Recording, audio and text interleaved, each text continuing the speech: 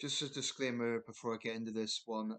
This video is made as part of a brother debate on criminal justice. It's not intended to be exploitative of what happened.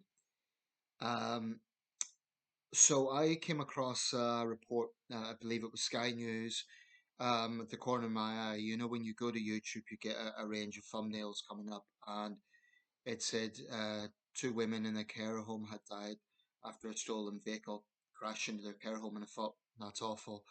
And I sort of half clicked on it, not really intending to fully watch it, just kind of interested. And I was saddened to learn that it was here in Sunderland. Shocked, but not entirely surprised. It's a place that I'm not familiar with, the Highcliffe Care Home in Witherwack, which is in the north part of the city. Sunderland's on two sides of the River Wear. Um, Firstly, my absolute first thought is with the victims' families. That's horrendous. I mean, I can't imagine what they're going through today. Imagine there'll be specialist officers dealing with them. The video showed that there is significant damage in the building, so this vehicle had obviously went into it at some force.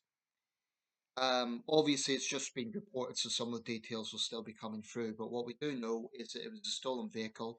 Two 21-year-old men have been arrested on suspicion of manslaughter.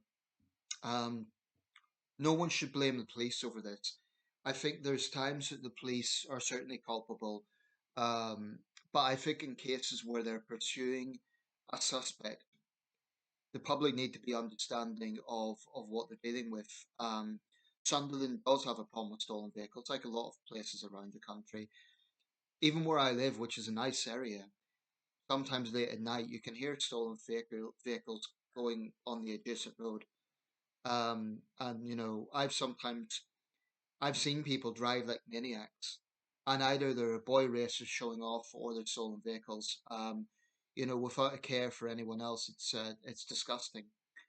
Um, More broadly, I think that the way our criminal justice system handles dangerous drivers is useless. Now, on the manslaughter charge, technically these guys wouldn't have went out intended to kill two elderly women. But I take the view that if you're driving like a maniac, you are automatically putting lives at risk. I'm not saying it should be a murder charge, but I think there should be a tougher sentence as a minimum starting point for this sort of crime.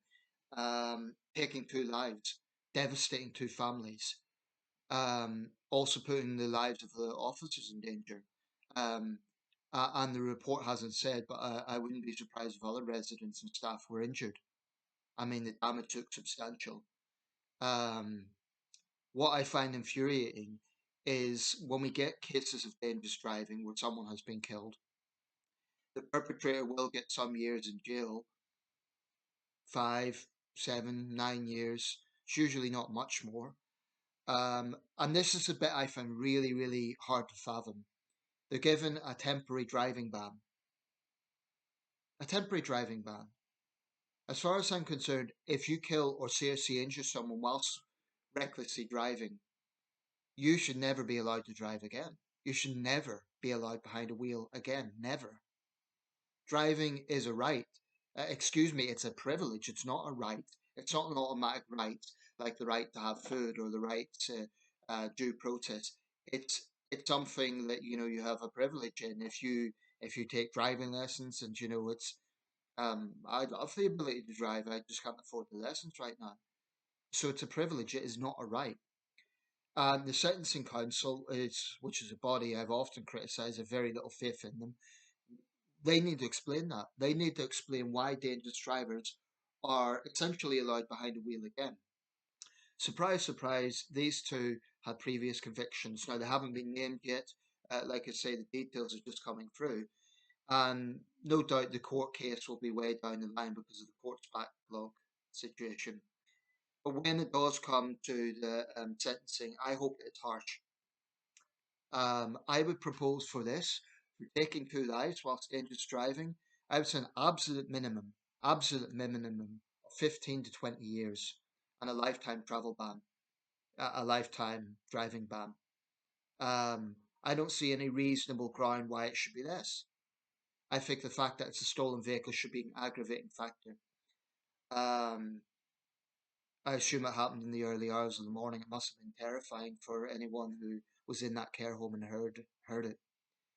Um, Dangerous drivers are dangerous people. They're putting lives at risk. They're a bit like those dog owners that let their animals just run wild, especially if they're banned breeds like Bully XLs. And I don't want to conflate two issues, but we're getting into the issue here of responsibility. And today, the foremost thought has to be with the victim families, and the officers who will be the specialist officers who would be dealing with that. I can't imagine what it's like. There are a few care homes near where I live, and my first thought is that God, is it one of those? But it's on the other side of the city. Sunderland has quite a few care homes. Um, it's heartbreaking, but this isn't just a tragedy; it's a human component which makes it outrageous. Um, we'll see what happens when it comes to trial. I imagine, I assume that will be followed closely here in Sunderland, but probably the trial will be much further down the line. But I do think an absolute minimum of 15 to 20 years and a lifetime driving ban. I don't see any cause why it should be anything less.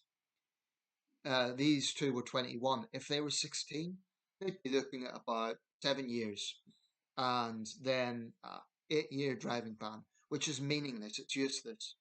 I think of the teenager who was messing around on his phone, using his knees on the steering wheel, um, and he paralyzed a woman, and he got 2 years.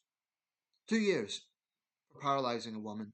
Now, I recognize it isn't in the same category as violently assaulting someone deliberately, but 2 years? When I contacted the sentencing council about that, they spoke about the term thresholds, and I pointed out, okay, well, that's still on the lower end of the scale. They said that the upper end for his age and the circumstances would have been 5 years. I said, well, why hasn't he got 5 years? And they never directly answered that. The sentencing council, I'm afraid, in my view, I think it's useless.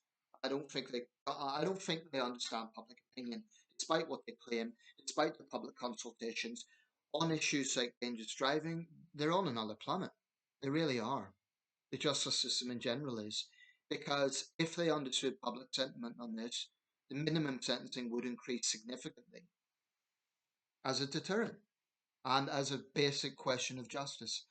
And I'm going to wrap this up because it is a breaking story. Not all the details have come out, but what I've said is in the public domain. Um,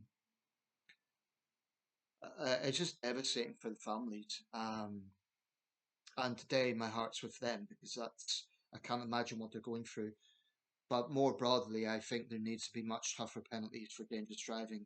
Now, to be clear, I'm not talking about someone who's made a genuine mistake, like they've taken a wrong turning or something and then went into another vehicle. I'm talking about people who callously, selfishly drive like maniacs, whether it be in a stolen vehicle or whether it's just because they're showing off or they're drunk. Um, if you are on drugs or you're drunk or you are speeding in an area where you shouldn't be, you're putting lives at risk. So it's not in the same category as deliberately attacking someone, but frankly, it shouldn't be too far off because it's not like they don't know. It's not like they don't know there's risk involved. Um, there was a case where an elderly woman had reversed and she got confused. Now, I do think that's different than a case like this. Um, but, two 21-year-old men in a stolen vehicle taking the lives of two elderly women, I say throw the book at them.